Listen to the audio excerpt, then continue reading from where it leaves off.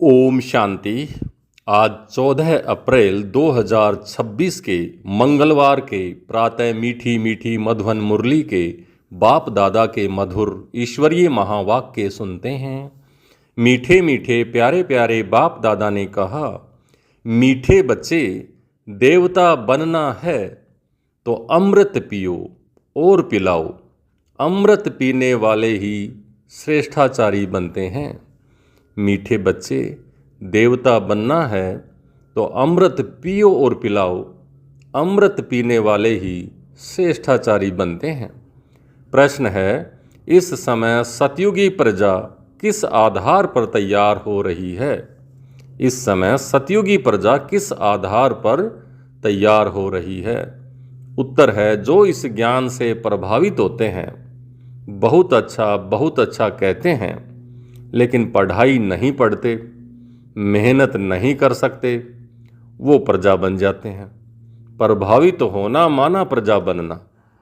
सूर्यवंशी राजा रानी बनने के लिए तो मेहनत चाहिए, पढ़ाई पर पूरा अटेंशन हो, याद करते और कराते रहें तो उच्च पद मिल सकता है। गीत चला, तूने रात गंवाई सोए के, दिवस गवायो खाए, हीरा जन्म अमोल था, कोड़ी बदले जाए। ओम शांति। बच्चों ने गीत सुना कि हमारा जीवन हीरे जैसा था, अब कोड़ी जैसा हो पड़ा है। यह तो कॉमन बात है। बाबा बहुत सहज रीति से समझाते हैं, जो कोई छोटा बच्चा भी समझ सके। सत्यनारायण की कथा सुनाते हैं तो छोटे छोटे बच्चे भी बैठ जाते हैं, परंतु वह सत्संगों आदि में जो सुनाते हैं वह सब हैं कथाएं। कथा कोई ज्ञान नहीं, बनी बनाई कहानियां हैं। गीता की कहानी, रामायण की कहानी, भिन्न भिन्न शास्त्र हैं जिनकी कहानियां बैठ सुनाते हैं, वो सब हैं कथाएं। कहानियों से कोई फायदा होता है क्या? यह है सत्यनारायण की अर्थात नर से नारायण बनने की सच्ची कहानी। यह सुनने से तुम नर से नारायण बन जाएंगे। यह अमर कथा भी हुई। तुम निमंत्रण देते हो कि आओ अमर कथा तुमको सुनाएं, तो तुम अमर लोक में चले जाएंगे, तो भी कोई नहीं समझते हैं। शास्त्रों की कहानी सुनते आए हैं, मिलता कुछ भी नहीं है।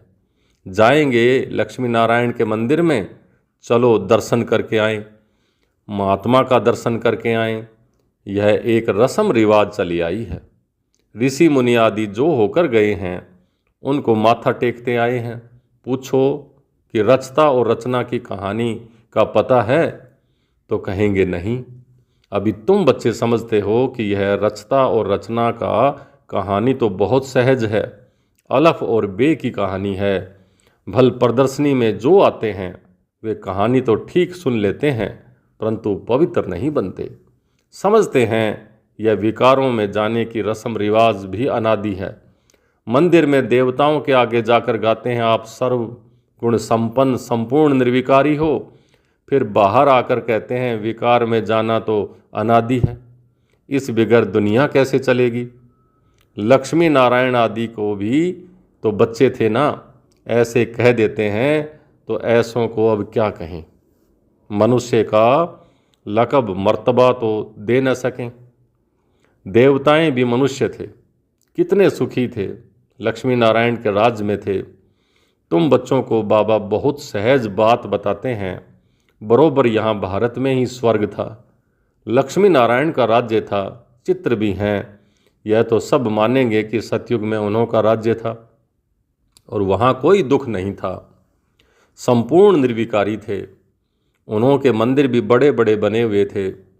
उन्हों को 5000 वर्ष हुए, अभी वो नहीं है। अभी तो कलयुग का अंत है। मनुष्य आपस में लड़ते झगड़ते रहते हैं। भगवान तो ऊपर में ही रहते हैं, निर्वाण धाम में। असल में हम आत्माएं भी वहाँ रहती हैं, यहाँ तो पार्ट बजाने आती हैं। पहले हम लक्ष्मी नारायण के राज्य में थे, वहाँ बहुत सुख आनंद था। फिर हमको 84 जन्म लेने पड़े। गाया भी जाता है 84 का चक्र। हमने सूर्यवंशी में 1250 वर्ष राज्य किया, वहाँ अथाह सुख था, संपूर्ण निर्विकारी थे, हीरे जवाहरात के महल थे, हमने राज्य किया, फिर 84 जन्मों में आना पड़े। यह वर्ल्ड की हिस्ट्री ज्योग्राफी का चक्कर फिरता रहता है। आधा कल्प सुख था, राम राज्य में थे, फिर मनुष्यों की वृद्धि होती गई। सतयुग में 9 लाख थे, सतयुग अंत में वृद्धि होकर 9 लाख से 2 करोड़ हो गए। फिर 12 जन्म त्रेता में बहुत सुख चैन में थे, एक ही धर्म था। फिर क्या हुआ? फिर द्वापर से रावण राज्य शुरू हुआ। राम राज्य और रावण राज्य देखो, बहुत सहज रीति से समझाता हूँ, छोटे छोटे बच्चों को भी ऐसे बताना चाहिए। और क्या हुआ? बड़े बड़े सोने हीरे जवाहरातों के महल अर्थक्वेक के अंदर चले गए। भारतवासियों के विकारी बनने से ही अर्थक्वेक हुई। फिर रावण राज्य शुरू हुआ, पवित्र से अपवित्र हो गए। अर्थात पहले मनुष्यों ने मर्यादा तोड़ी, अपवित्र बने, तो फिर प्रकृति ने भी मर्यादा तोड़ दी, तो सब कुछ तहस नहस कर दिया। भूकंप आदि में सारे हीरे जवाहरातों के महल सब खत्म हो गए। कहते भी हैं सोने की लंका अंदर चली गई। कुछ तो बचा होगा ना, जिससे फिर मंदिर आदि बनाए होंगे। भक्ति मार्ग शुरू हुआ, मनुष्य विकारी होने लगे। फिर रावण राज्य चला तो आयु भी कम हो गई। हम निर्विकारी योगी से विकारी भोगी बन गए। यथा राजा रानी तथा प्रजा सब विकारी बन गए। अब ये कहानी कितनी सहज है। छोटी छोटी बच्चियां भी यह कहानी सुनाएं तो बड़े बड़े आदमियों का मुंह नीचा हो जाए। अभी बाप बैठ सुनाते हैं, वही ज्ञान का सागर पतित पावन है। अच्छा, द्वापर में भोगी पतित बन गए, फिर और धर्म भी शुरू होते गए। अमृत का जो नशा था वह खलास हो गया, लड़ाई झगड़े होने लगे। द्वापर से लेकर हम गिरे, कलयुग में हम और भी विकारी बन गए। पत्थर की मूर्तियां बनाते रहे, हनुमान गणेश आदि की, और पत्थर बुद्धि होने लगे तो पत्थर की पूजा करने लगे।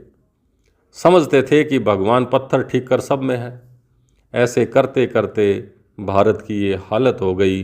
अब फिर बाप कहते हैं विष विकार छोड़, अमृत पीकर पवित्र बनो और फिर राजा ही लो। विष छोड़ो तो तुम मनुष्य से देवता बन जाएंगे, परंतु विष छोड़ते ही नहीं है।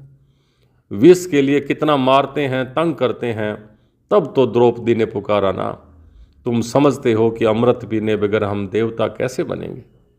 सतयुग में तो रावण होता ही नहीं। बाप कहते हैं जब तक श्रेष्ठाचारी नहीं बनेंगे स्वर्ग में नहीं आ सकेंगे। जो श्रेष्ठाचारी थे वह अब भ्रष्टाचारी बने हैं, फिर अब अमृत पीकर श्रेष्ठाचारी बनना है। बाप कहते हैं मामेकम याद करो, क्या गीता भूल गए हो? गीता रची मैंने, नाम डाल दिया श्री कृष्ण का। इन लक्ष्मी नारायण को यह राजाई किसने दी? जरूर भगवान ने दी होगी। अगले जन्म में भगवान ने राजयोग सिखाया, नाम फिर डाला है कृष्ण का। तो समझाने की प्रैक्टिस करनी चाहिए। बहुत सहज कहानी है। बाबा को कितना समय लगा? आधे घंटे में इतना सहज बात भी समझ नहीं सकते।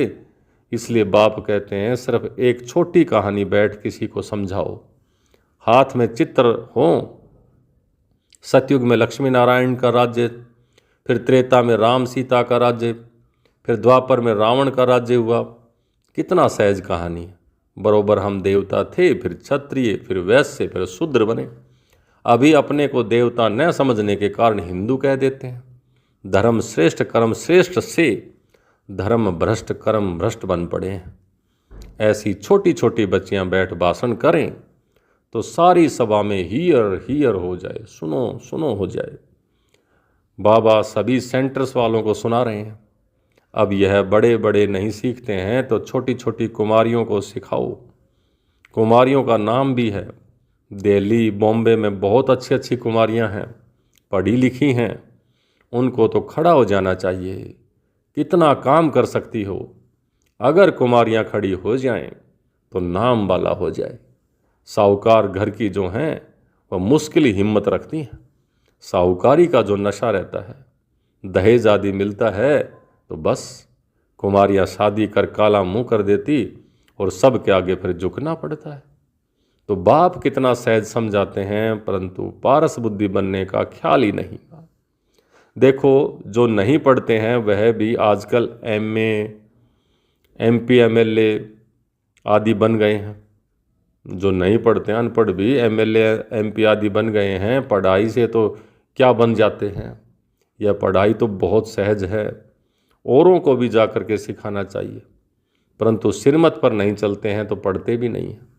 बहुत अच्छी अच्छी कुमारियां हैं, परंतु अपना ही नशा चढ़ा हुआ है।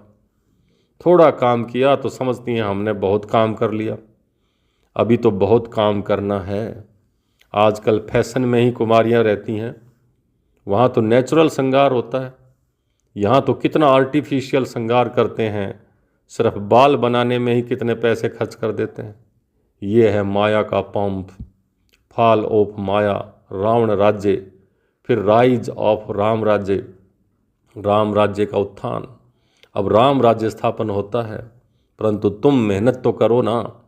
तुम क्या बनेंगे? अगर पढ़ेंगे नहीं तो वहाँ जाकर पाई पैसे की प्रजा बनेंगे। आजकल के बड़े बड़े आदमी वहाँ की सब प्रजा में आ जाएंगे। साहूकार लोग सिर्फ अच्छा अच्छा कहकर अपने धंधे में लग जाते हैं, बहुत अच्छा प्रभावित होते हैं। फिर क्या, आखिर क्या होगा? वहाँ जाकर प्रजा बनेंगे। प्रभावित होना माना प्रजा, और जो मेहनत करते हैं वह राम राज्य में आ जाएंगे, राजा ही पद पाएंगे। समझानी तो बहुत सहज है। इस कहानी के नशे में कोई रहे तो बेड़ा पार हो जाए। हम शांति धाम में जाएंगे, फिर सुख धाम में आएंगे। बस याद करते कराते रहना है, तब ही उच्च पद पाएंगे। अटेंशन पढ़ाई पर देना है, चित्र हाथ में हो। जैसे बाबा जब लक्ष्मी नारायण की पूजा करते थे तो चित्र जेब में पड़ा रहता था। चित्र छोटे भी हैं, लॉकेट में भी हैं, उन पर समझाना है। यह है बाबा, उन द्वारा वर्षा मिल रहा है। अब पवित्र बनो, बाप को याद करो। कितनी नॉलेज है इन मेडल्स बैच में, इनमें सारा ज्ञान है। इन पर समझाना बहुत सहज है। सेकंड में बाप से स्वर्ग के जीवन मुक्ति का वर्षा। कोई भी समझाए तो जीवन मुक्ति पद का अधिकारी बन जाए। बाकी पढ़ाई अनुसार उच्च पद पाएंगे। स्वर्ग में तो आएंगे ना, पिछाड़ी में आएंगे तो सही ना। वृद्धि तो होनी है। देवी देवता धर्म उच्च है, वह भी तो बनेंगे ना। प्रजा तो लाखों बनेगी। सूर्यवंशी बनने में मेहनत है। सर्विस करने वाले ही अच्छा पद पाएंगे। उनका नाम भी बाला है, कुमार का है, जनक है। अच्छा सेंटर संभाल रही हैं, कोई खिटपिट नहीं है। बाप कहते हैं see no evil, talk no evil, think no evil, फिर भी ऐसी बातें करते रहते हैं। ऐसे ऐसे क्या जा कर के बनेंगे? इतनी सहज सर्विस भी नहीं करते हैं। छोटी छोटी बच्चियां भी यह समझा सकती हैं, सुना सकती हैं। बंदर सेना भी मशहूर है ना। सीताएं जो रावण की जेल में फंसी हुई हैं, उन्हों को छुड़ाना है। कथाएं तो क्या क्या बना दी हैं। ऐसे ऐसे कोई भाषण करे, बाकी सिर्फ कहते हैं फलाना बहुत प्रभावित हुआ, पूछो तुम क्या बनना चाहते हो। सिर्फ दूसरों को कहेंगे इनका ज्ञान बहुत अच्छा है, या खुद भी समझेंगे। खुद समझते कुछ भी नहीं, इससे फिर क्या फ़ायदा। अच्छा, मीठे मीठे सिक लिदे बच्चों प्रति मात पिता बाप दादा का याद प्यार और गुड मॉर्निंग। रूहानी बाप की रूहानी बच्चों को नमस्ते।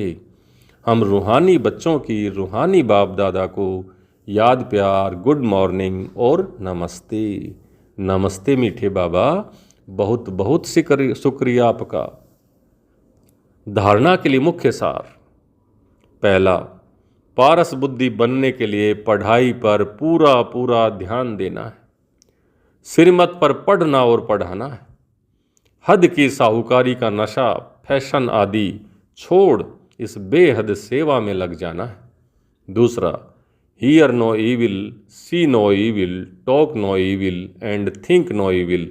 कोई भी व्यर्थ बातें नहीं करनी है, किसी पर प्रभावित नहीं होना है। सबको सत्यनारायण की छोटी सी कहानी सुनानी है। आज का वरदान, नए जीवन की स्मृति से कर्मेंद्रियों पर विजय प्राप्त करने वाले मर जीवा भवः।